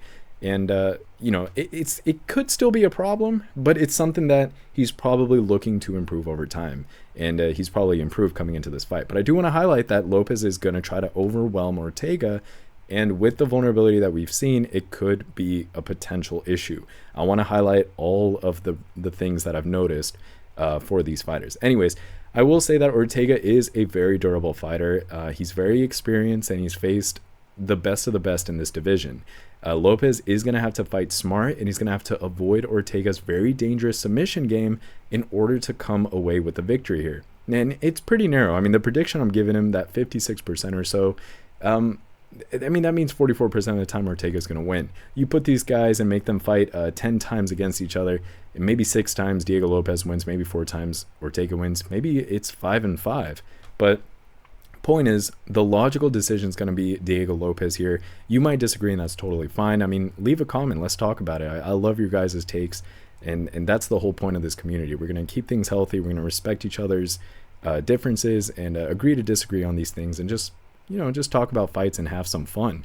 This is going to be a very fun fight. I've been looking forward to this fight for a while. A lot of us don't know how this is going to exactly play out, but I think that Diego Lopes, he could secure either a decision victory. That's kind of the safe bet, but he could also kind of do a KO/TKO against Brian Ortega if he catches him early on. So that's a very interesting dynamic or take as well. But bottom line, Diego Lopes should win this fight. Up next, we have a rematch against Alexa Grasso versus Valentina Shevchenko. And say whatever you want, feel however you want about women's MMA, but this fight is an absolute banger against two of the best women's MMA fighters that we've seen in a long time.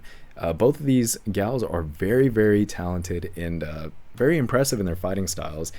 I mean, you have someone as dominant as Valentina Shevchenko, who looked absolutely unstoppable for a long time. And then you have someone like Alexa Grasso, who's proven everyone wrong time and time again. She had a rocky start to her MMA career, but she's done a lot better since then. And by MMA career, I mean within the UFC. But anyways, let's talk about these gals' stats. So Alexa Grasso, 5 feet 5 inches tall, very similar to Valentina Shevchenko, who's also 5 feet 5 inches tall. Now, both of them have a reach of 66 inches. How interesting is that? So physically, they are both the same. Now, I will say Alexa Grasso, she's 31 years old, while Valentina Shevchenko is 36 years old, and that might be the first disadvantage that Valentina has here. She's 36. She's past her prime, unfortunately. That's just the reality of the situation here. And, she's past the prime age as well as an MMA fighter, and that's key. When you're 36, you're hitting that 36 to 40 mark. You're just not the same fighter that you are from the age of 30 to 36, or definitely not from 26 to 30. I mean, those are huge ranges of age groups or age grouping categorizations within MMA and the UFC. And so as you go from one chunk to the next, or one range to the next, your physical abilities do deplete a little bit. Sometimes you're so talented that it doesn't really impact your capabilities, but oftentimes that is the case where it does impact your physical abilities. Anyways, when it comes to striking, Alexa Grasso, she lands 4.67 strikes per minute with a 43% accuracy. Now Valentina, she lands 3.28 strikes per minute with a 52% accuracy. Now let's talk about grappling. Alexa Grasso, she lands 0.41 takedowns on average with a 45% accuracy. Now Valentina, she lands a lot more, and here's where she kind of excels. She lands 2.56 takedowns on average with a 63% accuracy. So statistically, she's done really well. But one thing that I want to highlight that the stats might not immediately point out, it might be a little bit skewed, because there was a prime Valentina Shevchenko, and then there's a little bit of a pullback or drawdown Valentina Shevchenko. Now at her prime, she was an absolute destroyer. She was great. She was amazing. She posted amazing stats, dominant stats, and maybe that's what we're seeing a little bit. Maybe that's the skewed stats, and it's important to see that.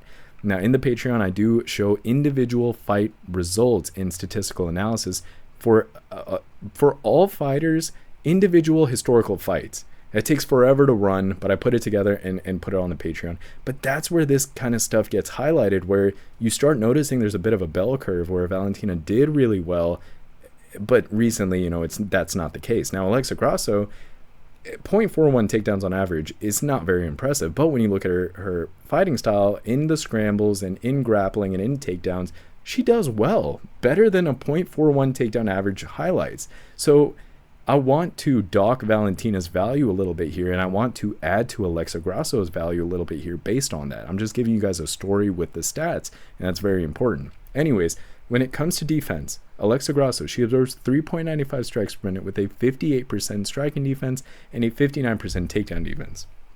Now, Valentina Shevchenko, she absorbs less than that. She absorbs 2.11 strikes per minute, which is very crucial. She has a 62% striking defense and a 71% takedown defense. So Valentina Shevchenko, no doubt, when it comes to the stats, she is the better fighter statistically. Now, how much of that is due to her historical performances versus who she is as a fighter? Now, that's what is key when it comes to breaking down the stats of these fighters. And I don't think a lot of people really highlight that when they break down their stats. Sometimes people just look at stats and they're like, oh, this person's way better statistically. You got to put the context of where a fighter is currently in their professional fighting career and how that plays into a fight. Now let's talk about Alexa Grasso's recent fight history. Now recently, Alexa is coming off of that draw against Valentina Shevchenko via split decision, which was an absolute banger of a fight, a huge technical showdown between these two. That was back in September of 2023. It's been a while. Now, her total record, 16 wins and 3 losses, a great record overall. Now, out of those 16 wins, 4 of those were KO/TKOs, 2 were submissions, and 10 were decision victories. That makes her a pretty balanced fighter, at least when it comes to striking, finishes, submissions, and decision victories. But obviously, she gets more decisions than anything else. She's able to control fights. Now, she has a 38% finishing rate, but I'm going to flip that. I'm going to say she has a 62% control rate. She's able to control fights very well and get the victory. And I think that it's part of her fighting style, but she does it really well, and she does it very convincingly. It's not boring. It's dominant is what I'm trying to say. So she does have 5 first-round finishes. Breaking down the losses, she's had 3 losses. 1 of them was a submission. 2 were decision losses. Now, she does have 5 first-round finishes recently. She's won 4 of her last 5 fights, which is really good. and she's coming off of that draw recently. Now, her most recent win was back in March of 2023, so she hasn't won in a little bit, but she's done well, though. We saw a really good performance in that previous fight, and her most recent loss was all the way back in September of 2019. So she's done very good. She's either winning or she's putting up one hell of a fight and getting a draw against a fighter like Valentina Shevchenko.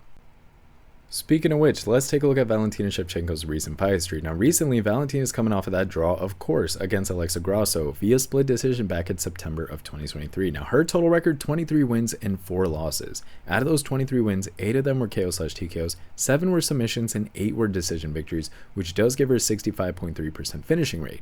Now, out of her 4 losses, 1 was a KO/TKO, 1 was a submission, and 2 were decision losses. She has 6 first-round finishes. Recently, she's done well. She's won 3 of her last 5 fights, but again, she lost her championship, unfortunately, and then she had that draw. Now, her most recent win was back in June of 2022. It's been a while, and that is a little bit concerning when you're taking a look at Valentina Shevchenko, but she's still a killer overall. Now, her most recent loss was back in March of 2023, of course, which is when she lost her championship. Now let's take a look at what my prediction models predicted, their weighted average, and then my final pick that takes that and adds other non-stat based research and fight film study observations and takes all that into account as well. 3 of 7 of my prediction models are leaning towards Alexa Grasso and 4 are leaning towards Valentina Shevchenko. Now when I weigh those prediction models together, I'm getting a 50.2% probability of victory for Valentina Shevchenko. However, based on everything I've researched, I'm going to flip that. I'm going to give Alexa Grasso that 50.2% probability victory. And first thing that I want to say before I even dive into who, what, when, where, why is a 50.2% probability of victory is pretty much damn near 50-50. It just means that I'm ever so slightly favoring Alexa Grasso. I still think that Valentina Shevchenko has a really good chance of getting the victory here. In fact, I think that there's a lot of value there for Valentina, and I'm going to highlight a lot of that in my second video this week, the betting video for this event, which I'm very excited to cover. I'm going to highlight, because this card has a lot more underdogs that have a strong chance of pulling off the upset than it does favorites. And you're probably wondering, well, why didn't you pick a bunch of those underdogs? I picked a few, I picked a couple, but the thing is that I'm going to show you guys first in this first video of the week. I show you guys who is more logically likely to win and how and why. And I back it up and I make my case. Now, that's why there's such a high percentage of accuracy. That's 71% accuracy or 69%, whatever it is right now. There's a reason for that. Even on those early prelims, even on the prelims. The reason for that is because I make logical picks. I'm not going to... Here's the thing. I mean, I don't know why this is the case in the MMA community, but it's kind of like, oh, if you pick... The guys that pick underdogs often are, given the most praise. And it's like, I understand if you pick underdogs because you see some value in them, like I have in this video. I've highlighted some underdogs that I think the odds makers just got completely wrong. And I think that the logical pick is actually the underdog. But then you have people who just randomly pick the underdogs. They don't really back it up. They don't go over a statistical analysis. They don't have AI and machine learning models that they coded themselves. They took days on days to figure out how to code, how to get perfect. Anyways, I'm deviating from the topic. But the point is, the first video, I highlight logical picks for you guys. Second video, I highlight opportunities for you guys. So maybe you guys do think, or maybe some of you do think that Valentina Shevchenko is going to win.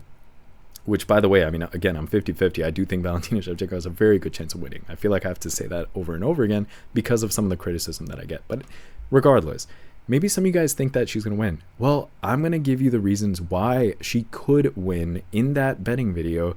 And I'm going to highlight her advantages, whether it's statistical, stylistic, and I'm also going to review how likely she is to win and why. So that video is where I highlight the best underdogs, also the most valuable favorites, not those negative 700 type favorites, but just the most valuable favorites. I mean, maybe they're slightly the favorite, but they're more logically likely to win.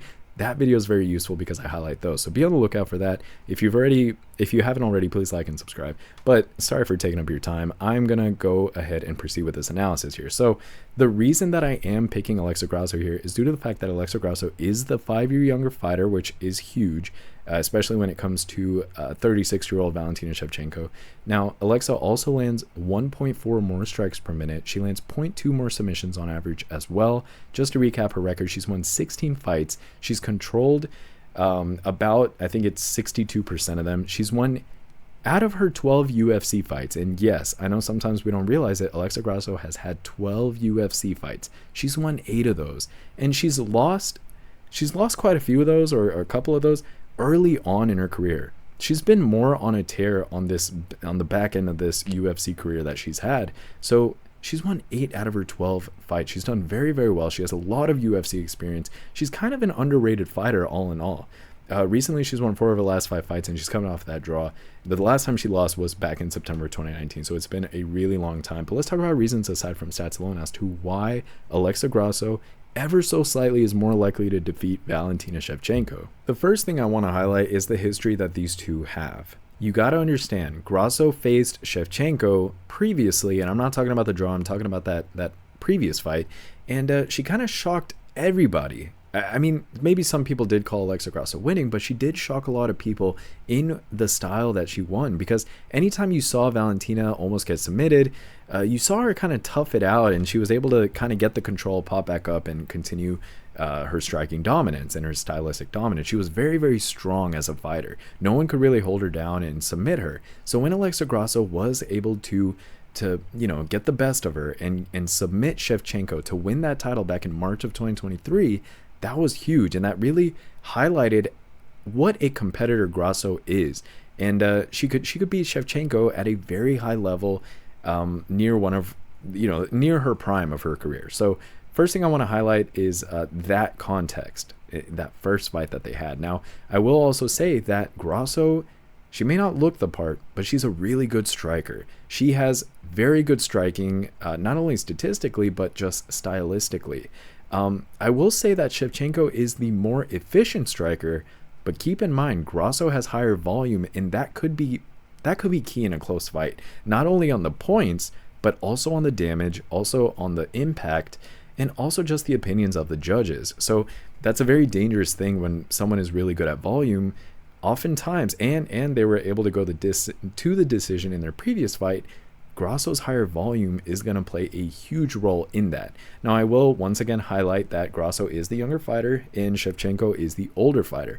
Grasso is pretty much in her prime, or maybe just now entering her prime, while Shevchenko is kind of on the decline already after a very long but very successful career, respectfully.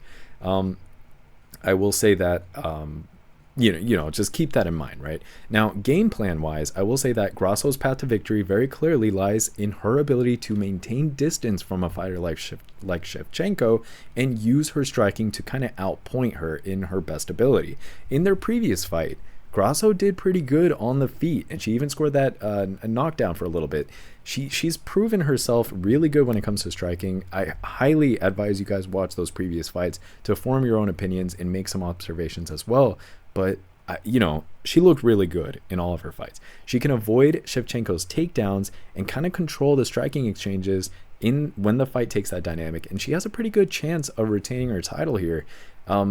It's slight, but I still think that she's the more logical victor in this fight. Now, I will also highlight the momentum that Shevchenko has. Now, Grasso has come off of 2 very positive results against Shevchenko. She's looked really good in both of those fights, and I think that that's going to add to her confidence and her momentum overall heading into this trilogy fight. I think that when it comes to the psychological edge of knowing that she can compete with and in fact beat Shevchenko, it's going to be significant, especially when it comes to confidence. Sometimes when the first time you're fighting a fighter like Shevchenko in her prime, you kind of doubt yourself a little bit, and that's huge in the world of MMA. A lot of these fighters, they have to fight.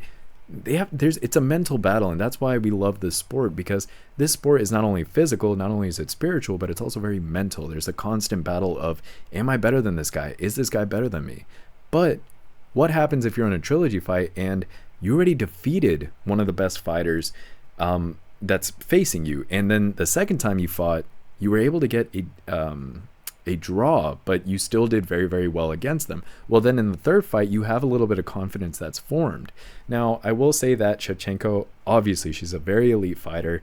This is going to be expected to be a very close fight. Shevchenko could very well get the win here, but Grasso has shown the skills and the game plan to potentially defeat Shevchenko again at UFC 306. She has a good striking advantage. She's youthful. She's had recent success against Shevchenko, and that just makes her a very strong contender and very likely to retain her title.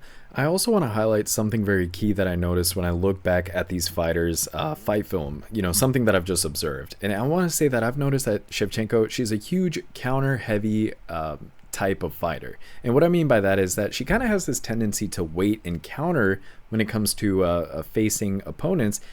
But here's the thing. What do you do against a very aggressive opponent who doesn't allow you to settle into this, rhythm that you want in your ideal world?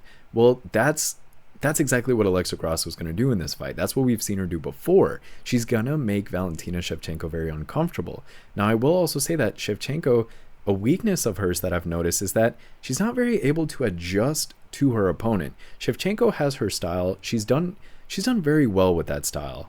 She's built a career off of it. She's a champion, or she was a champion. She's done a lot of great things with her style, but she's not very adaptable as a fighter, and that's a huge disadvantage when it comes to her. And we saw that's the biggest vulnerability when it comes to facing Alexa Grasso. She wasn't adaptable in her approach, and that really backfired.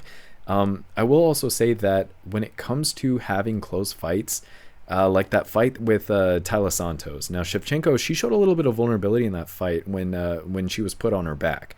And I think that when you have little moments like that where an opponent can study and they can do their homework, and hopefully Alexa Grasso's team is doing a little bit of homework like that, you can start to see the weaknesses of someone's game plan. And Valentina, I'm not saying she's a weak fighter, but she's shown moments of weaknesses. And if you really narrow in on those in your training, you can defeat her. So I will also say that Shevchenko, she uses some of those spinning kicks and the spinning techniques, which sometimes they're very accurate, but sometimes they're not so accurate. They're poorly timed, or I've noticed that they're kind of executed a little bit too close to their opponent, and it just misses completely. And I think that if she's going to be throwing those kind of strikes, it's going to be a waste of her time, and that's going to play against her. So she needs to kind of avoid things like that. But that's what I've noticed in her fights, and those attempts go to waste. And so I'm just kind of highlighting the vulnerabilities that I've noticed in Valentina Shevchenko that made me kind of flip and go towards Alexa Grasso. I will also say that recently, again, we've seen the slight decline. I feel like I'm beating a dead horse here, but I say all that to say, bottom line, let's just cut to the chase here. Alexa Grasso is going to win. I think she's going to win via decision. I think we're going to get a very technical fight with two very good fighters, and Alexa Grasso is going to come out on top with the victory. For the next fight, we have our main event of UFC 306. We've been waiting for this main event for a long time. We have Sean O'Malley versus Merab Dvalishvili. And before I start talking about the stats for this fight, I kind of want to set the stage for the story of this fight, because I think this fight, there's a lot that's happened in the buildup of this fight, and that's pretty much huge. Now, Sean O'Malley, he's making his second title defense after winning the belt from Aljamain Sterling and successfully defending it against Marlon Vera earlier this year, Cheeto, right? Now, he's kind of known for his flashy strikes and his charismatic personality. He's a very colorful person. I mean, literally look at the color of his hair on this picture. But he's quickly become one of the best, one of the best fighters that has strong potential. Whether you love him or hate him, he's talented. I mean, we could all say that, and he's champion. Now, Merab Dvalishvili, on the other hand, if you're a fan of him, you're going to like what I'm about to say. Now, he's earned his title shot after a remarkable 10-fight win streak, and that includes victories over former champions like Peter Yan and Henry Cejudo. And, that's been very convincing, and Merab's, he deserves a title shot. Now, he's known as the Machine, and I think that that's just, it really speaks to his cardio and his smothering wrestling style. I also want to say that the build to this fight has been filled with a lot of drama and controversy. If you don't keep up with a lot of UFC news, I'll fill you in. Much of it is due to Merab Dvalishvili, and I'll tell you why. So in late August, UFC President Dana White, he called Dvalishvili stupid. Why? It's because he revealed that he suffered a cut near his eye during training. You're probably wondering, well, what the hell is the problem with a cut? Sean O'Malley's style, he's a sharp shooting striker, absolute savage when it comes to striking. This guy is very precise. Why would you expose a potential cut that you have? Now, here's the thing. He doesn't stop there. If that was the only thing, maybe we could, we could bury that. But Merab goes a step further, and this might be one of the biggest troll moments ever of all time, but it's just hard to understand how. Here's what Merab does that just adds salt to the wounds, or whatever you want to say. He ends up posting a video of himself removing his own stitches with what Dana White describes as bush shears. And what he means by that, there's these giant scissors that Merab is putting to his eye on the stitches where the cut is at. I mean, we're talking like a week or a couple weeks before the fight itself. He's cutting his own stitches. Absolutely insane. And that's why in the thumbnail, I don't know, some of y'all might have caught it, some of y'all might not have, but I put scissors on Merab's eye. And go ahead and check out that video yourself. You'll be like, what the heck is absolutely going on? It's crazy. So fans were kind of concerned in one more thing. So you would think that it's bad enough if it stops there. Well, Merab does one more thing. And when anyone says Merab does one more thing, it's a huge concern. What Merab does, he shares a photo of himself. He's in this like half sleeves thing, and he has this red bump on his arm. And if you've ever practiced MMA, or if you've watched MMA long enough, and if you've talked about or explored fighters' injuries long enough, you know exactly what that is. That's a potential staph infection that people are speculating about. Now, Merab quickly turned around and he addressed the concerns, and he says that he's been checked by doctors and he does not have a staph infection, and he kind of shut that down. But I think he's being a little bit trollish, because we've seen Merab do this kind of stuff. But it does, it is a little bit concerning in this fight, and we might need to consider and take that into account in one of two ways. It could be psychological warfare, or it could be that Merab is actually shooting himself in the foot here. But I just figured that, and usually I don't do this, but I figured that context is absolutely important for new viewers, and even viewers that have kind of vaguely kept up with the news, because it's all led up to this fight, and it's been a huge deal with this fight. But anyways, sorry for talking your ear off. Let's go and review the stats of both of these fighters. Sean O'Malley, he's a tall guy, especially for this division. He's 5 feet 11 inches tall. He has a reach of 72 inches, and he's only 29 years old. So he has a long way to go even to enter his prime. He's doing really well. Now, Merab, he's 5 feet 6 inches tall. That's a 5-inch height disadvantage. Now, he also has a 4-inch reach disadvantage. He has a 68-inch reach, and he's 33 years old. Now, I will say with Merab's fighting style, that's actually not a big deal, because he's able to use his size correctly when it comes to MMA and his fighting style. But let's talk about their striking. So Sean O'Malley, volume striker and highly accurate. That's a deadly combination. He lands 7.63 strikes per minute. That's really high, with a 61% striking accuracy. I mean, that is insanity. That is huge when it comes to fighting. That's why he's been so successful. Now, Merab, on the other hand, he lands a good amount of strikes as well. 4.5 strikes per minute, obviously not nearly as many as Sean O'Malley, but it's 20% less accurate than Sean O'Malley. It's only 41% accurate, and that's concerning. Now, especially if the fight's kept on the ground, but we'll talk about dynamics at the end here. So as far as grappling goes, Sean O'Malley, he only lands 0.35 takedowns on average with a 42% accuracy. You don't have to be the brightest person on the planet to know that takedowns and grappling is not a huge part of Sean O'Malley's game plan. Now, Merab Dvalishvili, on the other hand, here's where he really, really shines, especially against strikers. He lands 6.43 takedowns on average with a 36% accuracy. And I know that's not a very high accuracy, but he still lands 6.43 takedowns. And then you have to wonder, how many does he attempt? And that's exactly what's on those are the kind of stats that are highlighted on the Patreon, and that's the kind of stuff you can explore and see. He attempts a hell of a lot amount of takedowns. He lands 6.43 of them, and that's only 36% accurate. So just imagine how relentless this machine is. It's a perfect nickname for him. Anyways, when it comes to defense, Sean O'Malley, he absorbs 3.5 strikes per minute, kind of a high amount, but obviously with the amount that he lands, that's clearly a wonderful ratio. He has a 62% striking defense and a 62% takedown defense. Now, Merab, on the other hand, he only absorbs 2.37 strikes per minute, and that, again, is due to him using his fighting style very well, and he's also a smaller guy, so it just works out perfectly. You're not able to land as many on a guy like Merab, especially when he's just shooting takedown after takedown, just completely destroying you. So he has a 57% striking defense and an 80% takedown defense. That is absolutely no surprise to his fighting style. Now let's take a look at Sean O'Malley's recent fight history. Now recently, Sean O'Malley's coming off of that win against Cheeto, which was via unanimous decision back in March of this year. His total record, 18 wins and 1 loss. And by the way, that Cheeto fight, I mean, he definitely got the best of Cheeto. That was pretty shocking, but we'll talk a little bit more about that later on. Now, out of his 18 wins, let's break those down. 12 of them were via KO/TKO. Now, is that shocking? Absolutely not, especially when we've covered his strengths as a fighter. One of those victories that he's had was via submission, so he kind of has that in his back pocket, but of course he doesn't use that a lot. He's definitely not going to be able to utilize that against a fighter like Merab. Now he does have 5 decision victories as well when he's needed to take the fight to the judges and he's not able to get the finish. But all in all, I mean, the guy finishes fights 72.3% of the time. His one single loss was via KO/TKO. He got caught. But he does have 9 first-round finishes. Recently, he's done very, very well. He's won 4 of his last 5 fights. He's been on a 3-fight win streak. If you ask him, he's undefeated, but he did have that one loss. I mean, technically, right?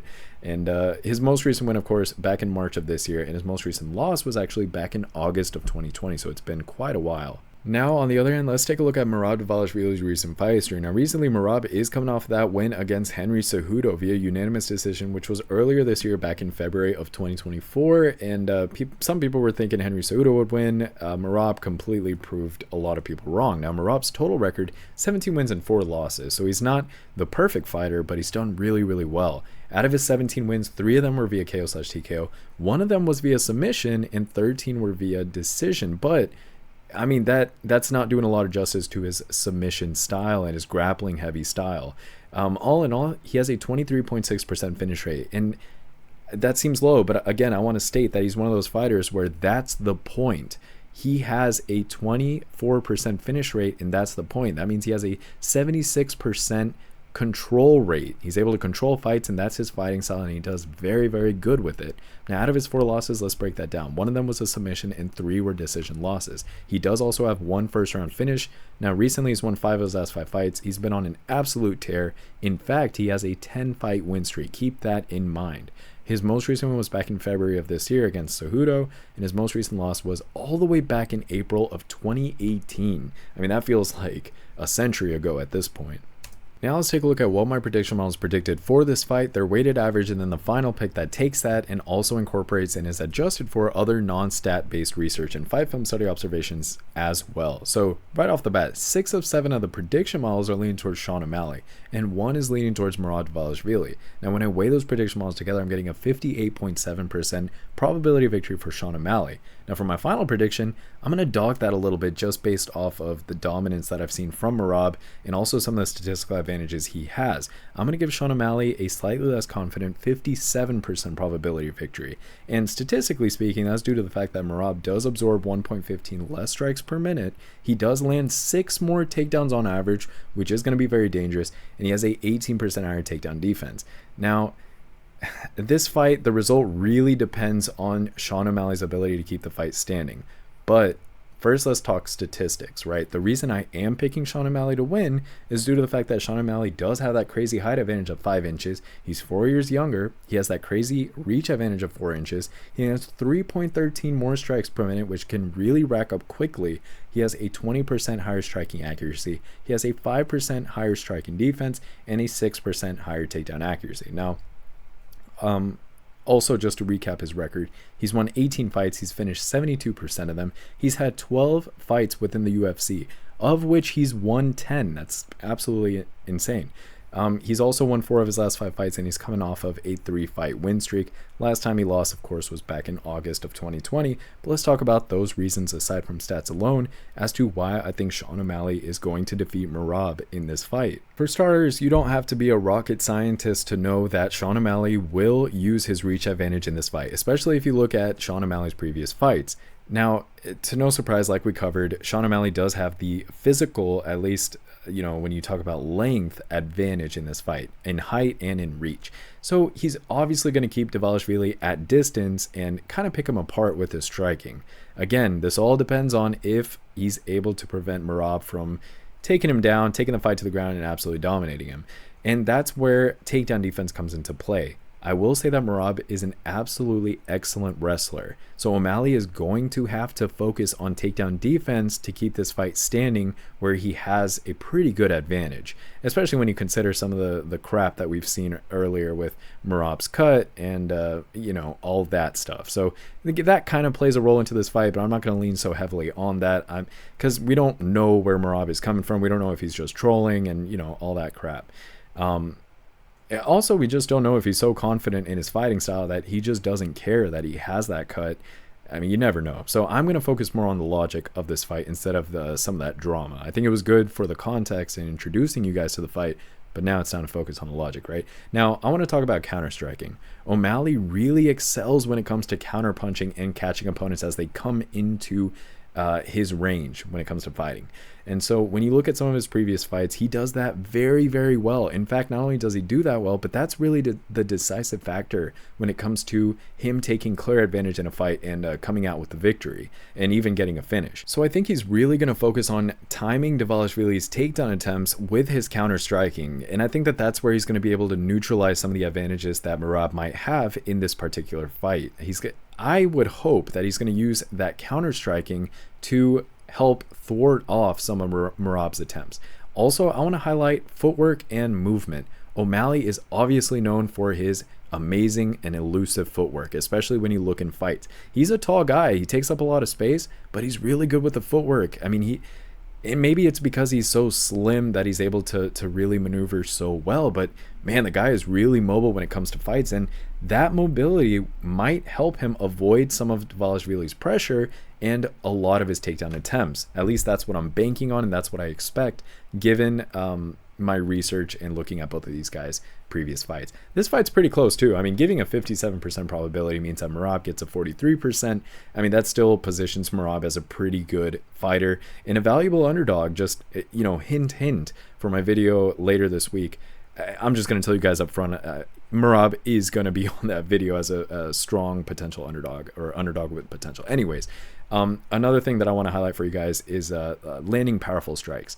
O'Malley's, sometimes you get a striker. He's a really good striker. You get a striker who just likes to throw jabs, throw your flicker jabs, and touch up an opponent, right? O'Malley's not like that. He does have that knockout power in his, capabilities, and I think that he's going to look to and land those significant strikes whenever Merab comes within range, and I think that's going to discourage Merab a little bit when it comes to those takedowns. O'Malley's going to use that power when he needs to, and he's going to use that counter striking along with that.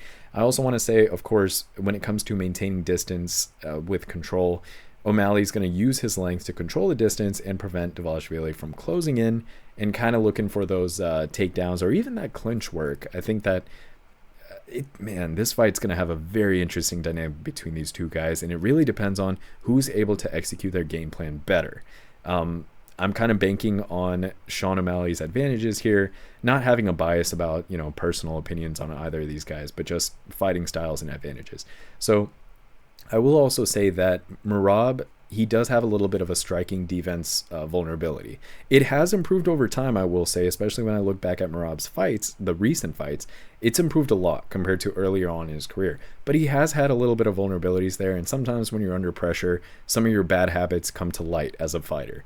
You tend to do some of the things that, even though you've worked on, you just tend to make some of those early mistakes that, you have a little bit of muscle memory when it comes to that. That's why they say when you are practicing fighting, have a really good coach early on, because habits are hard to forget, especially when they're not good habits. And I'm probably wording that terribly, but you guys know what I mean.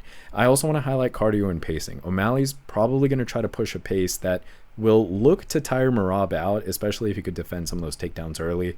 I left that as one of my last points because that's not a huge strength. It's just something to kind of keep in mind. So to summarize, the key for O'Malley is to use his striking and movement to keep the fight standing where he has that clear path to victory. However, Dvalishvili, you got to know, he has this relentless wrestling pressure. He is the machine, and he's going to make this a very significant challenge. I say all that to say I'm expecting an absolute stellar performance from both of these guys, but I'm thinking Sean O'Malley does win here, and I think he gets a KO/TKO. I think he catches Merab somewhere in the fight. I don't think it's going to be an early finish by any means, but I don't think it's going to be like a round one type KO/TKO. But I do think that over the course of the fight, he's going to frustrate Merab. He's going to be able to catch him and kind of get a TKO more than a KO. But that's how I'm thinking this fight plays out. I'd love to hear how you guys think how this fight's going to play out. Please comment below. I really appreciate just having this community to share my thoughts and research on, and just see some of your guys' feedback and engagement. I love reading through all my comments. I mean, I like pretty much all of them. So I appreciate all you guys. Thank you. And I'm very, very excited about this weekend. And with that, those are all of the fights for this weekend's event. I hope you all enjoyed the analysis and that your bets hit. Thank you guys for watching. Please like and subscribe, as it'll help keep me motivated in creating these videos.